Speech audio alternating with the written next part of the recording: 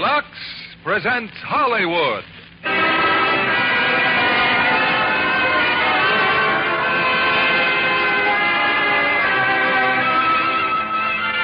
Lever Brothers Company, the makers of Lux Flakes, bring you the Lux Radio Theater, starring Jeanne Crain, William Holden, and Edmund Gwenn in Apartment for Peggy.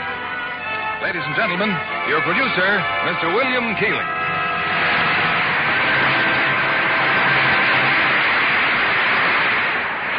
Greetings from Hollywood, ladies and gentlemen.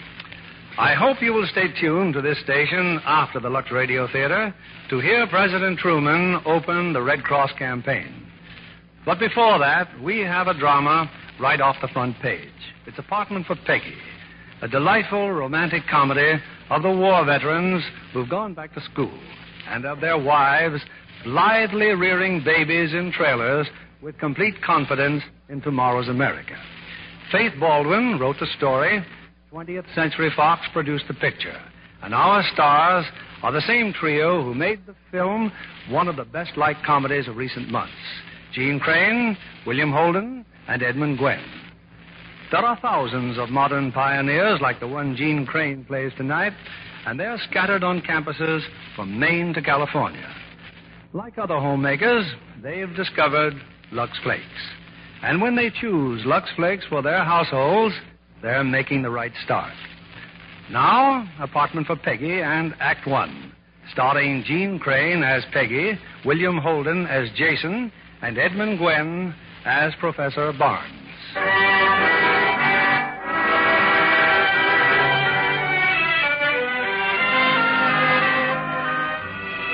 It's about 10 o'clock at night, and in a small Midwestern college town, Professor Edward Bell, Dean of the Law School, has a visitor, his old friend, Professor Barnes. Hope I'm not disturbing you, Edward. Well, No, Henry. Come on in. Oh, you are busy, aren't you? It's this housing problem. Oh. Henry, it's a mess. All these veterans, most of them married, some of them with children. Where are they going to live? Well, I have a little problem, too, Edward. You? Yes. It's just that I'm planning to commit suicide, and I'd like some legal advice about... Suicide? Henry, is this your idea of a joke? A joke? Committing suicide is a very serious matter. Are you insane? Coming here and telling me you're going to kill yourself? Not so loud, Edward. It's nothing to get excited about. Henry, to commit suicide is wrong. Morally, ethically, philosophically wrong. I'm an exception, Edward. Now, firstly, I'm of no earthly use to society whatsoever. Oh, that's absurd. Society needs men like you desperately. Well, then society has a most unusual way of demonstrating it. Now, 8 years ago, this university retired me. They put my portrait in the library, patted me on the back, said in effect, "Thank you. You are no longer needed." But, Henry, even if you are retired, you've things to say, books to write. Yes, that's true. And I've been writing such a book. If all goes well, I'll have it completed in 3 weeks, at which time I'll do away with myself. You might call it a sort of deadline. Honestly, Henry, I'm so choked. No, Edward, be sensible. Why should I continue to consume good food and occupy precious space which would feed and house somebody still capable of contributing to this dubious thing we call civilization? But you just can't. Edward, you're shouting again. Now, you simply must calm down. What if my dearest friend says he's going to kill himself and you ask me to be calm? Oh, you're too upset to discuss it. I'll just run along it. No. Not until you've promised me you'll do nothing about this horrible idea until I've spoken with you again. But I just told you, Edward, the date is at least 3 weeks off. You wouldn't deceive me, Henry. No, of course not. Now, you try and get a good night's rest now. Now, that's right. There, go on. Oh, dear, I never dreamed he'd take it this way.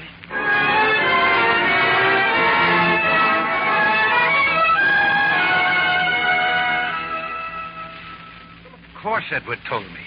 And since I happen to be your physician as well as your friend, Henry, I'm simply amazed at your attitude. You have so much to be thankful for. You're in excellent health. You're on an adequate pension. Now tell me, when did you first become aware of this mental depression, this bitterness? I'm not bitter. I'm not depressed. Life has been most kind to me. While Cecily was alive, we had a most wonderful marriage. I've had love, companionship, beauty, joy. Ah, but that's all past. Well, I'm not complaining, mark you. I'm only being logical. Oh, by the way, I haven't been sleeping too well lately. I'd like to have some sleeping pills. Now, you don't think I'd be that foolish, do you? What? Oh, now believe me, such a method never entered my head. It did mine. Oh. Oh, very well then. I'll get them elsewhere. No. Here. I'll give you 2, but no more. But if I had a full prescription, I wouldn't have to keep bothering you. No more. Oh, very well, Philip. Where are you going? Now? Yeah. Oh, just for a little walk around the campus. Would you like to come along? I'd like to very much, but I have 4 appointments, and then I'm supposed to be at the hospital at In other words, society needs you, Philip. You're a lucky man.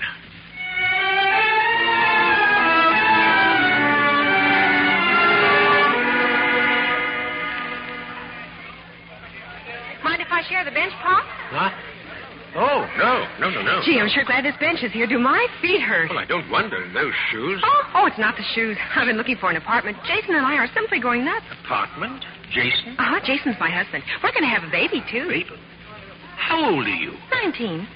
You know, you sure remind me of Pop. My dear young lady, I find great difficulty in following your conversation. Oh, everybody does. Jason says I play mental leapfrog.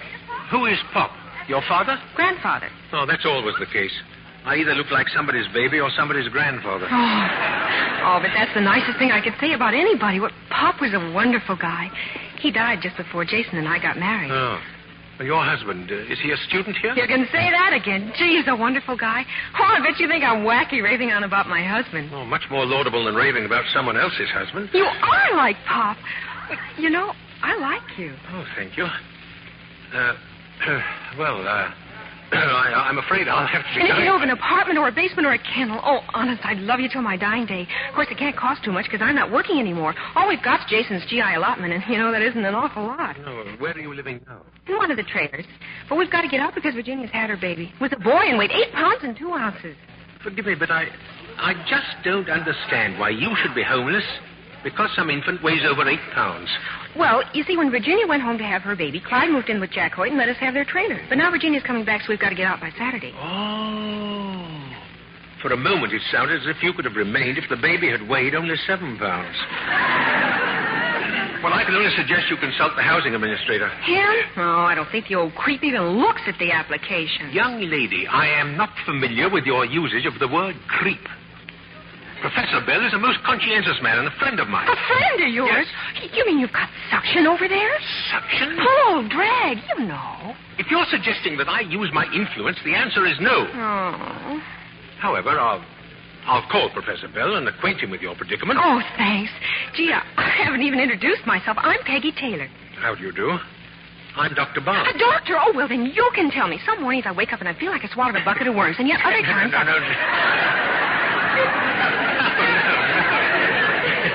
I'm a doctor of philosophy.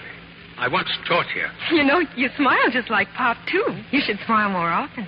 Oh, I wish there were more to smile about. Oh, no, not you, too. That's what half the people around here are saying. Whole world's going to the dogs. Nobody's got a chance. Might as well commit suicide. Well, in many instances, I consider suicide completely justifiable. Oh, now, wait a minute. How can suicide be a solution of anything? Well, I'll give you an example. A hypothetical case. An old man is alone in the world. His work is finished. Uh-huh. He's contributing nothing. Yeah? His only future is a daily repetition of the useless present. Why not suicide? Well, that's easy, because it wouldn't change anything. The gentleman would be dead. Most people consider that quite a drastic change. Well, what makes Mr. Hypothetical think he's living now? I just said he is living. I mean, really living. Well, if he's just sitting around moping, thinking of reasons why he should knock himself off, well, he's dead as a dodo already. Yep. Keepers the time. Well, don't forget to call the housing administrator. Be seeing you, Pop. Huh? Oh. What makes Mr. Hypothetical think he's living now?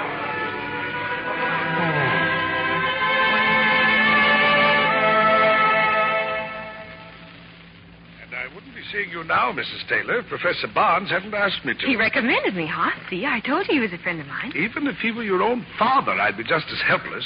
There simply are not enough rooms to go around. Maybe you're not aware of this, Professor Bell, but a recent survey among the students showed that 27% of us expectant mothers on this campus have no real place to live. 27%? Good heavens. I don't want anything elegant, just a roof and 4 walls. Well, Grace Lovett told me that during the war you had 680 men here. Where did you put them? In garages, backs of stores, basements. But where they stayed could hardly be called living quarters. As a matter of fact, Well? a couple of Navy boys lived for a while with your friend Dr. Barnes. What? They stayed in his attic. Wasn't livable. Why, the old fraud. What do you mean to tell me he's got an empty attic and he didn't even tell me about it? What's his address? Now, not so fast. Dr. Barnes wants to be alone. Oh, my grandfather used to get like that once in a while, too. Why, sometimes I'd cheer him up half a dozen times a day. Oh, you're an angel, Professor. Thanks, Lois.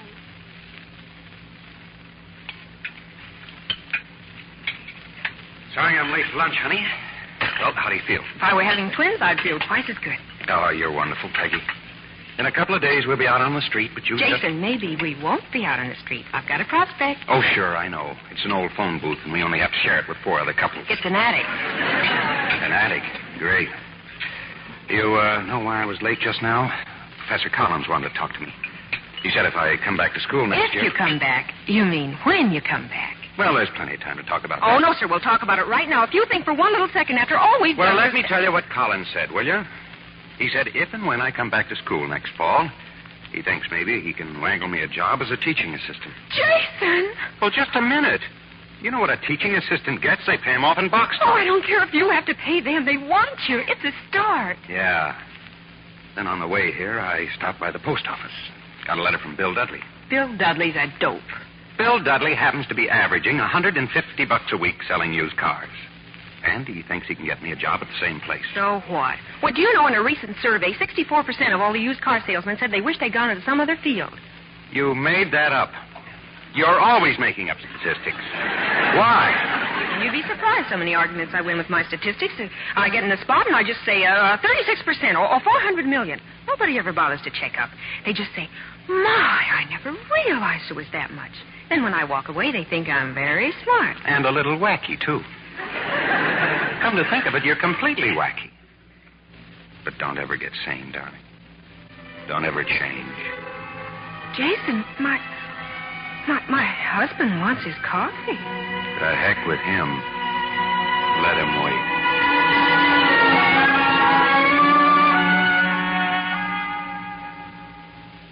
My dear young lady, I don't know what you're talking Why, about. imagine you all alone in this great big house. It happens to be a rather small house. Professor Barnes, why didn't you tell me you had room for Jason and me? But I haven't.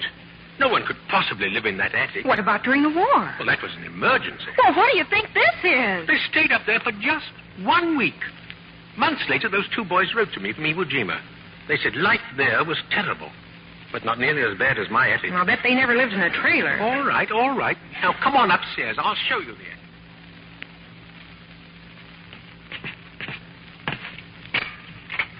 There. Now, see for yourself. There's the attic. Oh, it's wonderful. Well, it's nothing but the inside of a dirty roof.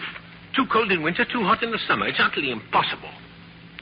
Well, you satisfied? Am I satisfied? Why, it's perfect. No. I didn't mean that. This attic is not for rent. You mean we can have it for free? You won't take any money? Oh, you're an angel. I knew you were like that. Mrs. Taylor, the attic is not available. Not for gratis and not for money. I'm leaving here in 3 weeks. I'll be gone by the 1st of March. Well, we'll be caretakers then. Oh, I promised to keep the house spotless, and when you get back... I'm not coming back. I'm leaving permanently. Oh, well, we'll just have to make it sort of a temporary arrangement then. Tell me, do you like organdy curtains or dotted Swiss? Now, Jason always says that he... Genesis, Exodus, Leviticus... What'd you say, Doctor? Deuteronomy, I didn't say anything. I was swearing. Yeah, Jason always swears when he hangs curtains, too. Now, let's see. The first thing I'll have to do is...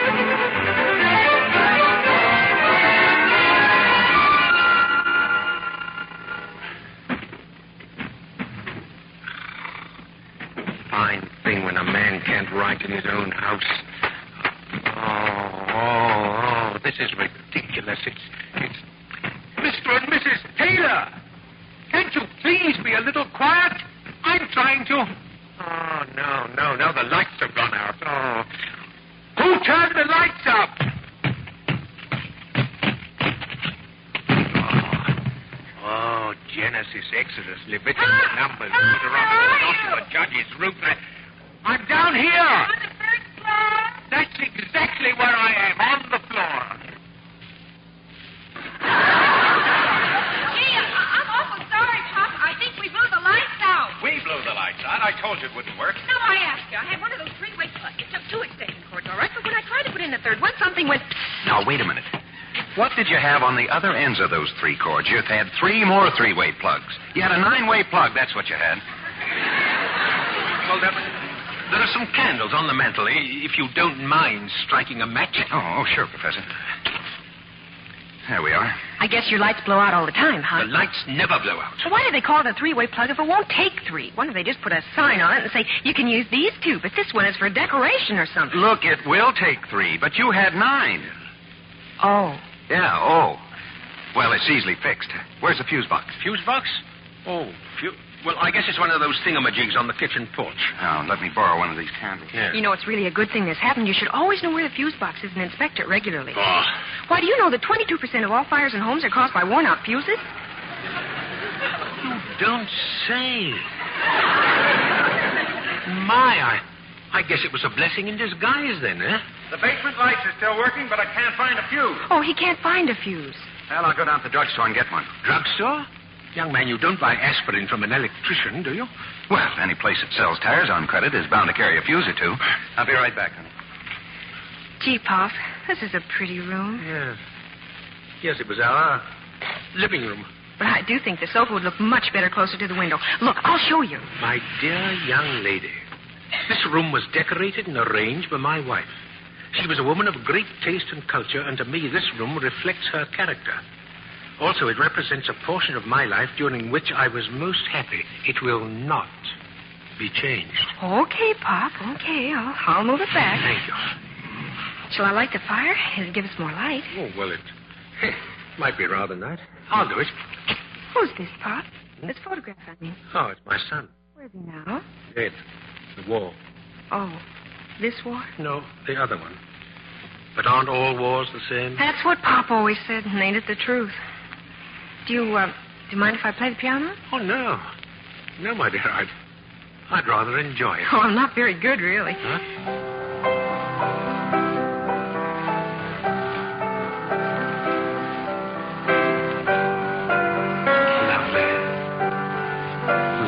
What'd you say, Pop?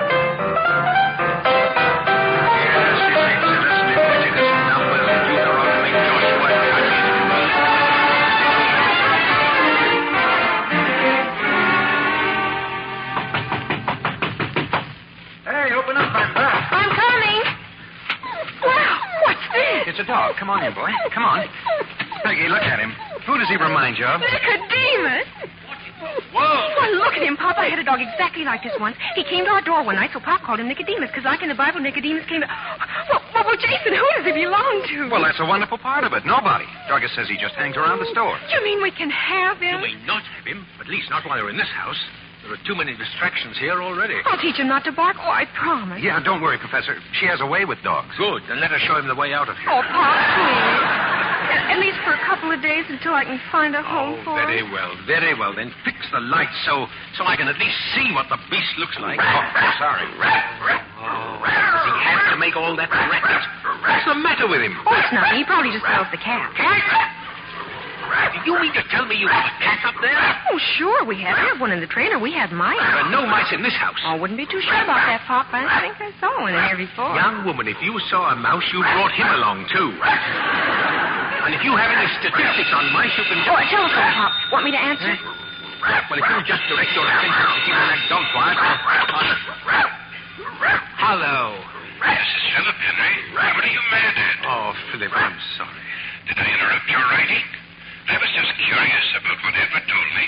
He says you've taken in a GI couple. I have not only taken in a GI couple, I have also taken in a GI dog, a GI cat, and very probably a GI mouse.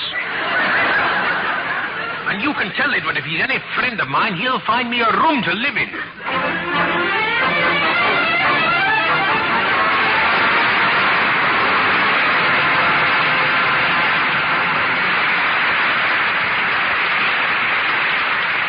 Our stars will return with Act Two of Apartment for Peggy in a moment. Now, here's our Hollywood reporter, Libby Collins. John, can you imagine a man winning a modern house with every kind of push button imaginable and wishing it had been a tobacco pouch instead? What does his wife say? Well, of course, she and their 15 children move right in. And that's just one reason Universal International's new picture, Ma and Pa Kettle, is so terribly funny. Percy Kilbride as Pa and Marjorie Main as Ma make a great comedy team. And when the Chamber of Commerce gets interested in the Kettle family, lovely Pat Alphin, the secretary, is fascinated by these bewildering people. Pat is a fascinating personality herself. She always looks so trim, the way a perfect secretary should. But how about those sheer nylons she wears? Aren't they a bit extravagant for every day? Oh, no, indeed. Even sheer nylons last amazingly long with gentle Lux Flakes care. It's a fact. Stockings washed with tiny diamonds of Lux last twice as long as those washed with a strong soap or rubbed with cake soap. I know that's true. Scientific strain tests prove it.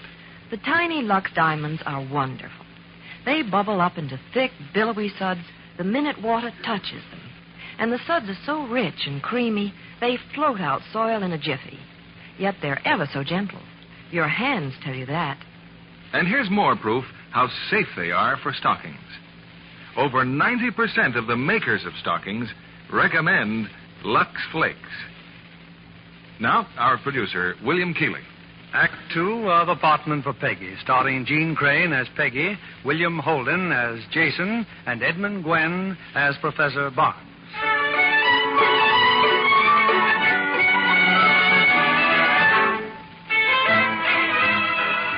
3 weeks from now, Professor Henry Barnes plans on being dead. But meanwhile, he's finding life suddenly active again. Much against his better judgment, he's turned over his attic to Peggy Taylor and her husband, Jason. 2 days of chaos have hurtled by, and now the professor has ventured up the stairs to behold Peggy's handiwork. Oh, it's incredible. Simply incredible. Why, you've made a room out of it. It's charming. Everything but the kitchen sink, Professor. Oh, we have to go downstairs to do the dishes. That is, if you don't mind. Not at all. Not at all. I simply can't figure out you young people now. You're ingenious, you're resourceful, yet none of you seems to have any purpose. What's your goal? Well, my goal is to become a teacher. Well, you don't have to say it as if you were learning to be a pickpocket. Yeah, but most people figure you're a teacher because you're not smart enough to be anything else. Well, when did you first decide to teach? Oh, it was during the war, right after my ship was sunk. I was floating around the Pacific one day, asking myself how I could wind up 6,000 miles away from home, hanging onto a hunk of life raft. Mm-hmm. And I sort of figured that it all began with ignorance. And then it went from ignorance to suspicion. And from suspicion to hate. And from hate to war. But it all starts with ignorance. Well, right then and there, I promised a flock of seagulls that if I ever got out of that spot, I was going to do what I could. Well, I think that's rather a lofty ambition. Yeah. But the other day, I was reading a magazine down the drugstore. You know what it said? No. We spend more than twice as much money on liquor than we do on education. Oh, statistics, huh? Yeah, but these are on the level. You know, Professor, when we don't consider our kids as important as liquor, well, I begin to wonder. Yeah, but wondering is very important. It sometimes leads to a few of the answers. Well, the only answer is to do what you think is best, the best you can. That's why I want 9 kids. Now, just a minute. I want to teach them to be decent and honest and to understand the other fellows. Go on, Peggy. Well, I think too many of us just sit back and expect the kids to learn everything in school. But most of the time, that's too late. They're little heels already. Now, take those 9 kids I'm going to have. Maybe 7 of them will turn out to be horrible little beasts, but maybe 2 of them will be good. And like Pop used to say, maybe their kids and their kids will be even better. And my gosh, if it keeps snowballing like that, maybe someday it'll be just natural to be tolerant and kind and good. Yeah. And how long do you think that'll take? And meantime, where's the money going to come from? You're looking for a fight. No, I'm looking for an answer. Okay, give me a $50 and I'll show you. What do you want with a $50? Just give it to me. Okay. Here. All right. Now, I'm holding it right in front of your eye. Now, what do you see? I see my $50. Okay. Now I'll go back a few feet. All right, now what do you see? The same $50. But what else? Well, I see you and Professor Barnes and the chair over there. That's exactly what I mean. Never hold money so close that you can't see anything else. If you do, you're a cooked goose. Gee, Pop, honest, I just don't know how to start thanking you for everything. Oh, no. I want to thank you. I've learned quite a lot. Yeah, good night. Good night, Jason. Good night, Professor. Say, that $50 trick works all right. Oh, it's no tricks, just common sense. Oh, no. It's a trick. Especially when you keep the $50. Come on now, that's half of my allowance. Oh, a girl can't make a nickel around here. Incidentally, what do you really think of your new home? What do I think? Well, it's swell. Only it's still just an attic. I want to give you so much more than this, Peggy. I've been thinking about Bill Dudley's letter and that job. I know you haven't, and I wish you'd stop. But, Peggy, it's going to be 2 more years before I get my master's degree. 2 more years of attics and trailers. And each other. Oh, you always say the right thing at the wrong time. Here I am, all set to convince you, and well, it's over before I know it. Give me a kiss. Hey, you know you could stand a haircut? Okay, give me 6 fits and a kiss. Come to think of it, your hair looks fine the way it is.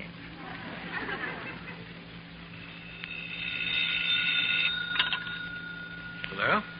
This is Philip, Henry. Oh. I got your message. Yes, the drugstore just delivered the sleeping pills, Philip. 2 miserable sleeping pills. And that's all you're going to get at one time. Have they been doing you any good? Yes. But the druggist must think you're crazy, Philip. 2 pills at a time. I don't care what the druggist thinks.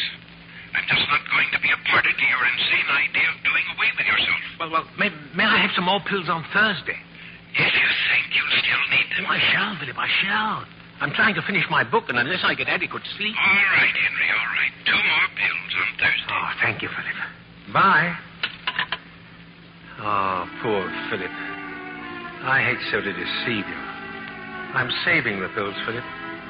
Only 2 at a time, but I'll have enough one of these days. Quite enough.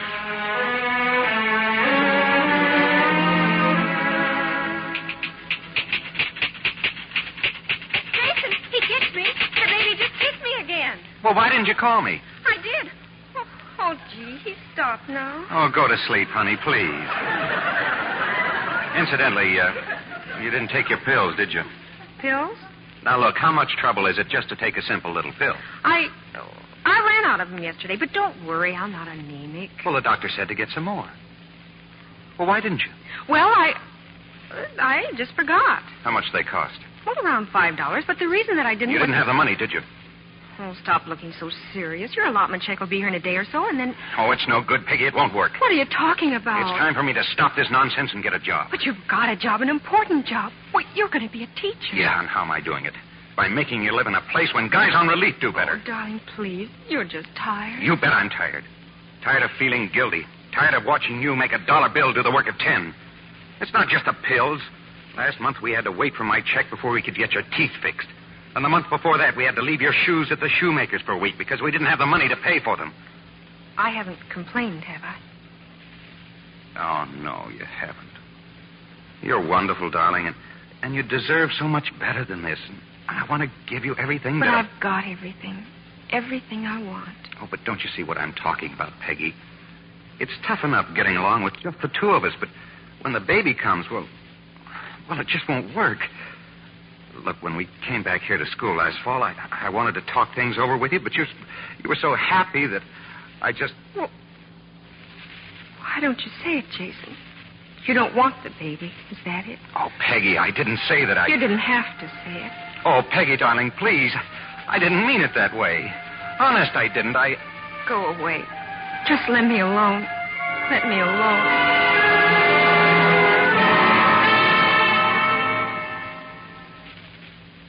You don't understand chemistry, Jason. I simply fail to see where I don't think it's going to matter now, Professor Collins.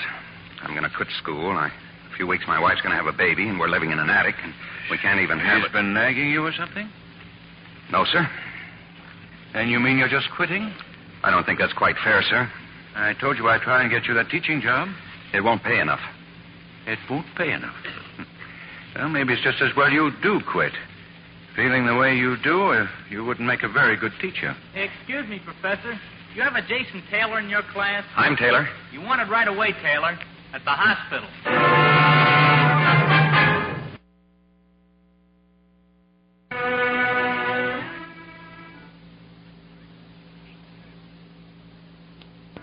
Well, that's all right, Jason. No need to worry about her. But, well, the baby came prematurely. The baby's dead. Dead? Philip, can he see Peggy now? In a little while, Henry. Maybe in about an hour. Oh. Well, let's take a walk, Jason. Sure, anything. Professor. Yes? Why?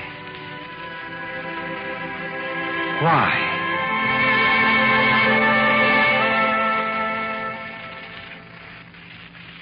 I've been here a week, Pop. What kind of hospital is this? I want to go home. Don't worry. They'll get rid of you just as soon as they can. That afternoon nurse. She's the worst of all. Oh? It's time for our pill. Have we had our lunch yet? Shall we brush our teeth now? They're my teeth, but the way she talks, you think half of them belong to her. Well, I think you are getting better. You know, you're an amazing girl, Peggy. I'm proud of you. Oh, no, Pop. I'm not really the courageous little woman you think I am. I tried that the first couple of days. It didn't work. Uh-huh. Locked everything up inside of me like a safety deposit box, and I felt awful. Then Dr. Conway came in, and we were talking about the baby, and he gave me a pinch, a real hard one, and made me cry. I bawled for 2 hours, almost floated out of here, but I felt good afterward. I can think and talk about it now without getting all rootsy inside. Peggy, I don't know if it'll be of any consolation or not, but I want you to know that although you've lost a child, a life wasn't lost. It was merely exchanged. Exchange? Yes. Yeah, that day we first met on that bench on the campus, remember? We were talking about a Mr. Hypothetical wanting to commit suicide. Uh-huh. Well, I want you to know, Peggy, that I was Mr. Hypothetical. Oh, Pop, no. No. Oh, no. Now. Peggy, here, where's that box of tissues? I don't need any. Well, maybe you don't, but I do. I...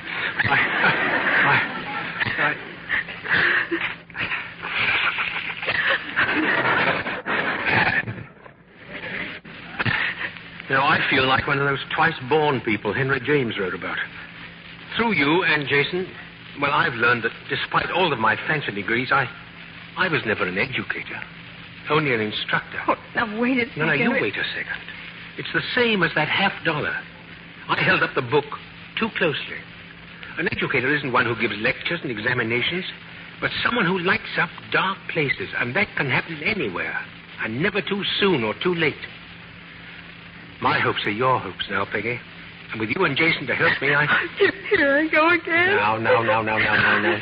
Here, I've got a surprise for you. I'm going to move into the library, and you and Jason will have my room. I think we can fix it up so that you'll be... Oh, Pop, Jason's leaving tonight. Huh? He's going to Chicago to take that job. No. Oh, he still feels it's all his fault, is that it? I tried to explain... Oh, that's not it. He's just using the attic and the baby as an excuse. He's running away from himself, Pop. Oh, well, after all, he has a right to live his life the way he thinks is best. His way may be right. I just don't know. Good afternoon. That's the nurse, Pop. That's the one. I'm sorry I'll have to ask you to leave, sir. We've got to take our bus now. This'll be fun. Oh, nurse, do you think we can both get into that basin?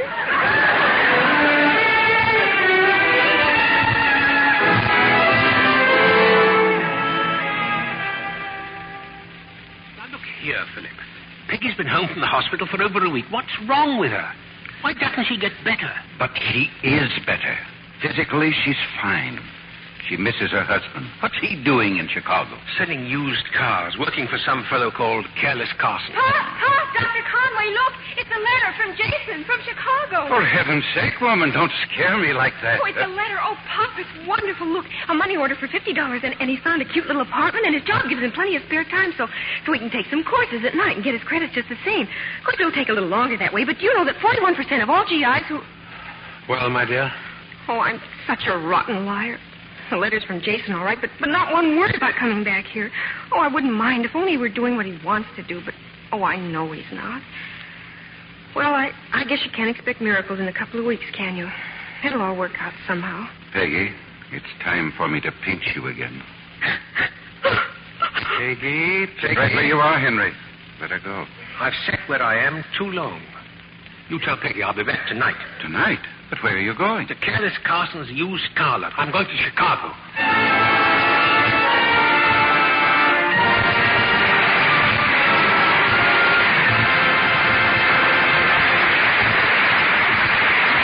We pause now for station identification.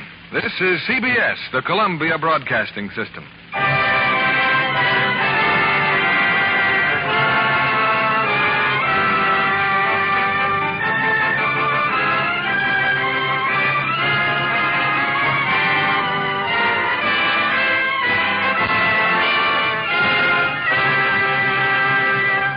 During the intermission before Act 3 of Apartment for Peggy, I'd like to introduce our special guest, Kathleen Hughes, talented 20th Century Fox actress.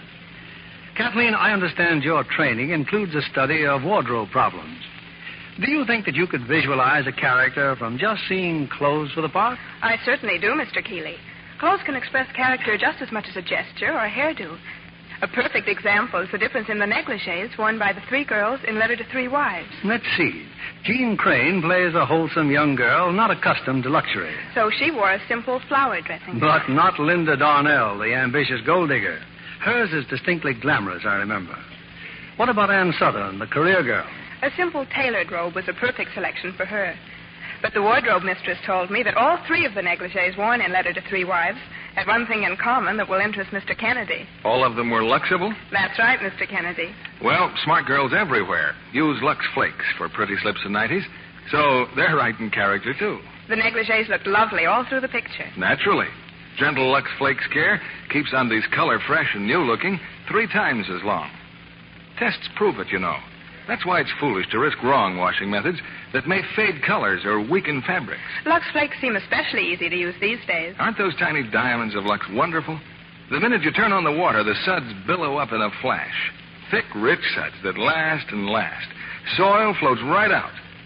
In fact, these tiny diamonds of Lux remove soil which other types of suds can't. Leave things cleaner, fresher. They're so gentle, colors stay lovely far longer. No wonder makers of nice things recommend Lux Flakes 33 to 1.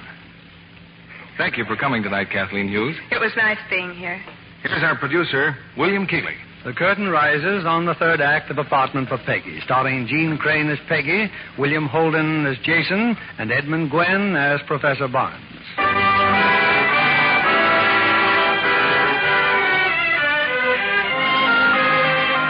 In pursuit of Jason, Professor Henry Barnes has gone to Chicago, specifically to a large used car lot filled with shining automobiles and banners bearing the name of Careless Carson.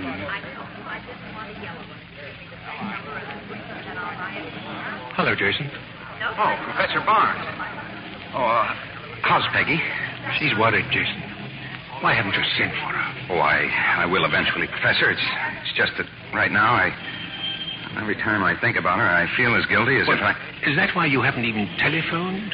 I keep seeing that attic and those stairs she had to climb a dozen times a day, and well, maybe if I'd been able to offer her a decent place to live in, it wouldn't have happened. No. Be honest, Jason. It's not the baby that makes you feel this way. You know, you and Peggy had some wonderful ideas. Sound ideas on how to live and what to live for. And they imposed a responsibility on you. And now you've deserted that responsibility. Isn't that why you feel guilty? Maybe. I don't know. I had a talk with the dean, Jason. He said if you came back now, you could take makeup examinations, and if you passed them, you'd not only be reinstated, but the instructorship would be a certainty. Oh, even if I wanted to, I doubt whether I could pass that chemistry exam. As for teaching, I make more here in 2 months than I would in a year.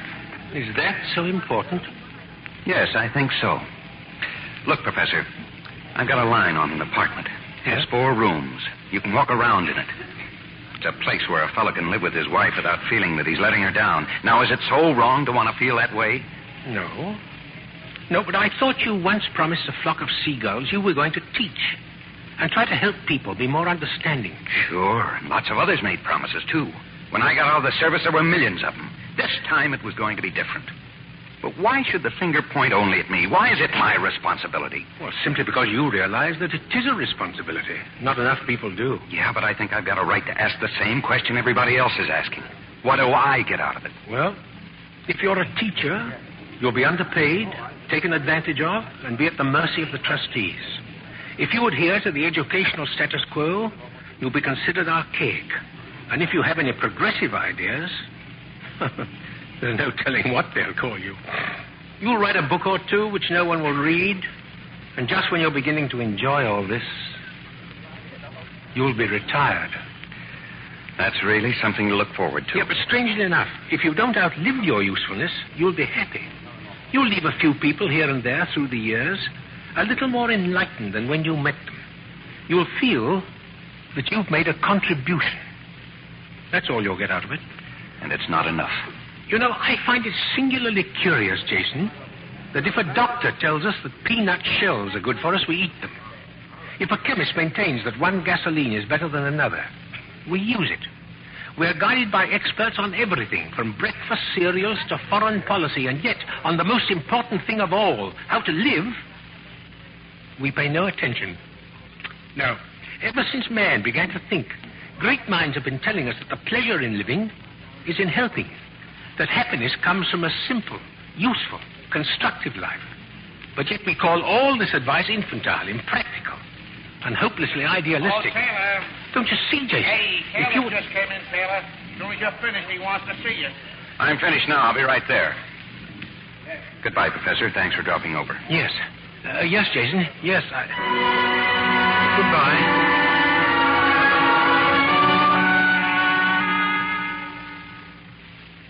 I remembered your mentioning the University of Chicago, Peggy. So I suggested it to Jason. He thought it was a wonderful idea. He went straight over there and You're not a very good liar yourself, Pop. No. No. Guess I'm not. Oh, don't worry. It isn't as if I hadn't expected it. I wrote my sister, Pop. I'm going to go stay with her for a while. No, Peggy, you can't. You can't do that. This is your home now as well as mine. You must stay. I'm sorry, Pop, but there are just too many memories around here. Gee, the way I feel, I get on your nerves, something fierce. Nope, I better get quick or I'll go batty. I'm practically all packed. I thought I'd catch that 7 o'clock train in the morning. Oh, very well, dear. If you think that's best. Oh, I'm sorry, Pop. Well, there's just nothing else to do. I thought it over, Professor Pavin, and, well, I quit my job and I'm here. Oh, I am so glad to see you, Jason. Oh, thank you. Anyway, Professor Barnes told me the dean said I could take some makeup exams. Of course. We have talked to all your professors, Jason. You came back with Henry? Oh, no. He doesn't know I'm here. Neither does my wife. Oh, well, then we must tell him right away. Oh, I'd rather you didn't, sir. I don't know whether I can pass the exams, and I'd rather not raise her hopes too much. Now, come along with me, Jason. I will call all the other professors and arrange for your examinations immediately. You'll give me the physics exam yourself, won't you? Of course. Come, Jason, come.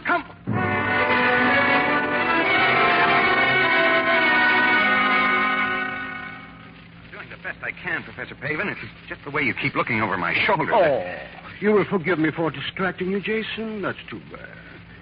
Now you will have to figure that last part all over again. But why? Oh, I see what you mean. Where's that eraser? Now, how could I have made a mistake like that? Yeah, that is better. You receive 86%. I have it all figured.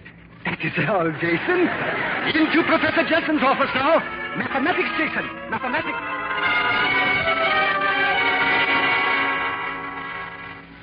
Well, Professor Jensen, do I pass mathematics? I'm not through correcting your paper.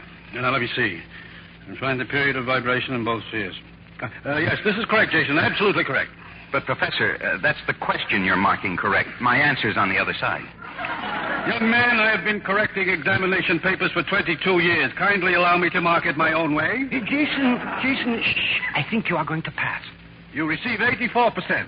I have it all figured. But here, you better check it yourself. I was never very good at adding. Later, Professor Jensen, later. Jason now goes to chemistry. Professor Collins is ready in the laboratory. That's the one that really worries me. Well, let's go.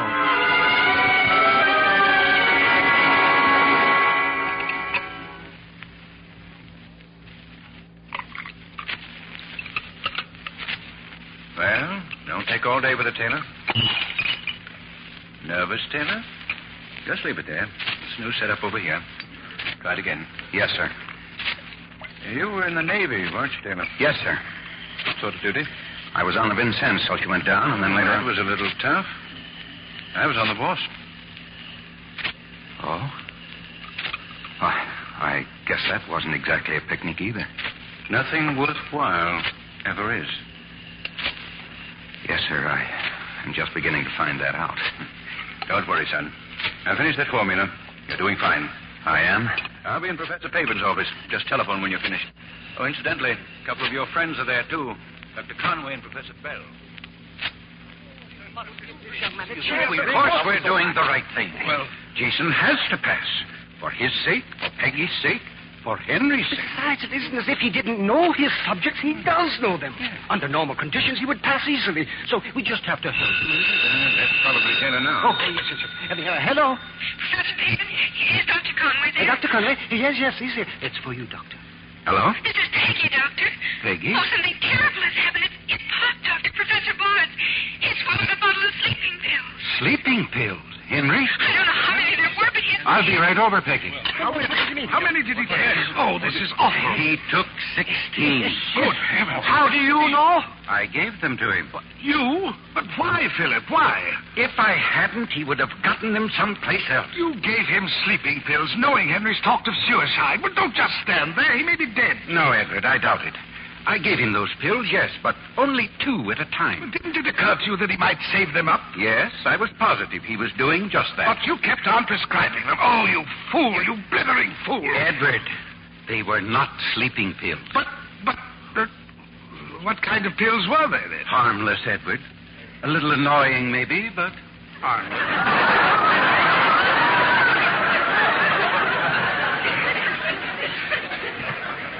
You've got to keep walking, Pop, please. Oh, please. Oh, I feel awful. Lift your legs up. Walk around the room. Faster. Oh, but all I want to do is... No, sir. I had enough trouble getting you down here. If you won't walk, at least drink some more coffee. Oh, but you've poured 7 cups down me already. Oh, Peggy, please. Oh, I'm not sleepy. Just let me go upstairs. Drink this coffee.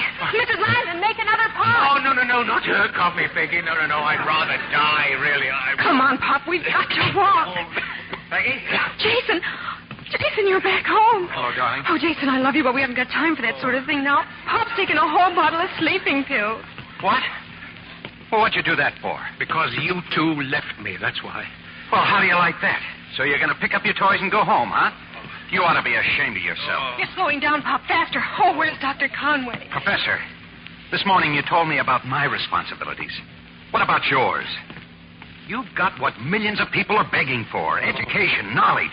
And you're trying to destroy it all with a few rotten sleeping pills. Why, you're no better than... Stop talking, Jason. Make him walk. If he doesn't keep walking, he'll die. Now, look here, Professor. I can think of an awful lot of fellows that would have liked to have had the choice that you have now. Oh. Maybe your son was one of them. Well, what are you going to do? Walk or go to sleep? I'll walk. I'll walk. Get going, then. Yeah. Fast. Yeah. Let Del's legs up. Yeah. Get faster. Now run.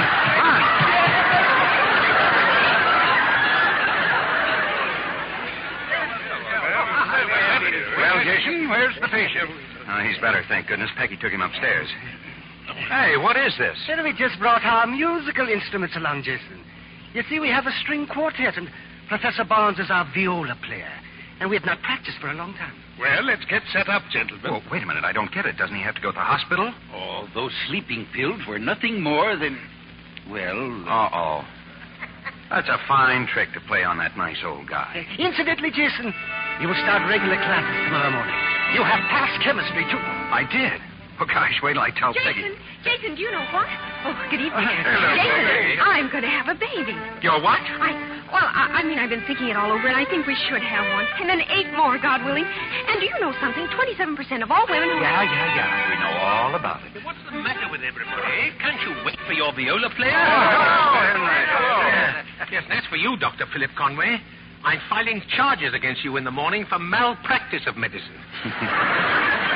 Better make it the next day, Henry. You'll be more comfortable by then. Oh, Genesis, Exodus, Leviticus, Numbers, Deuteronomy. Start again, gentlemen. From the beginning.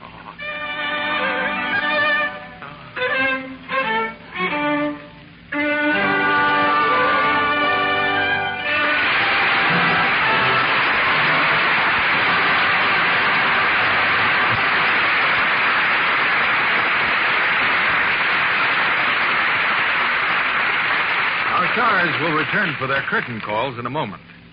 Libby, our audience really knows a bargain. Thousands of orders are pouring in for those original Rogers silver plate teaspoons we offered last week. Well, no wonder. I've seen the spoons. They have the beauty and feel of sterling. You can still get 3 original Rogers silver plate teaspoons for only 50 cents with the top from a box of Lux Flakes. But hurry. The spoons are silver plate and made by the world's largest silversmiths. The same extra heavy silver plate that Lux Flakes offered before the war. I love the design. The simple wheat motif goes beautifully with any other silver. Here's the address. For every set of 3 teaspoons, mail 50 cents and the top from a box of Lux Flakes to Lux, Box 31, Wallingford, Connecticut.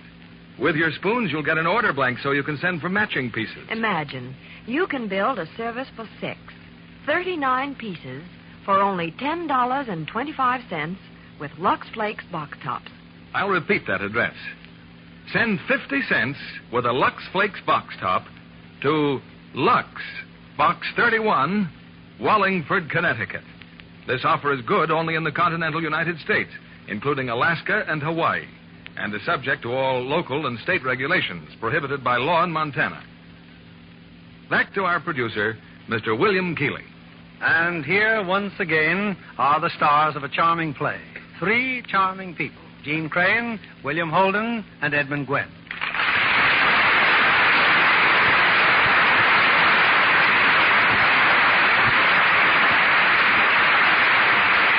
Jeanne, it's quite a coincidence that since playing a young mother so beautifully in Apartment for Peggy, you've given a similar performance in real life. Yes, Mr. Keeley. I have a brand new son, just 6 weeks old. I hope you don't take all your roles so seriously, Jean. Well, not quite. Mr. Gwenn, we're all very happy that you got out of the hospital in time to join us tonight. So am I. Even though I achieved no such interesting results as you did, my dear. Tell me, what did you name the young man? We call him Michael Anthony, which his big brother has revised to Mike. You have quite a whole household now, Jean. Yes, indeed. And with 2 small children, Bill, I must say that I find Lux Flakes indispensable. The same thing goes at our house, Bill. What's your play for next week? It's one of the big hits of the year on the screen. First, I'll tell you the star, because he'll be making his first appearance on this stage next Monday night. It's John Wayne. And with him, we'll have Joanne Drew and Walter Brennan. The play is a roaring action drama of the Old West, the popular Red River.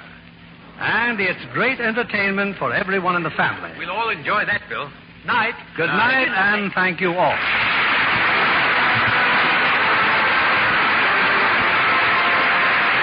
Lever Brothers Company, the makers of Lux Flakes, join me in inviting you to be with us again next Monday evening when the Lux Radio Theater presents John Wayne, Joanne Drew, and Walter Brennan in Red River.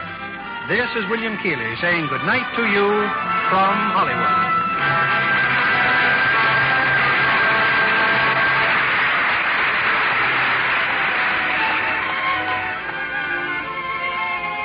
Jeanne Crain appeared through the courtesy of 20th Century Fox, producers of Down to the Sea in Ships, starring Richard Widmark and Lionel Barrymore.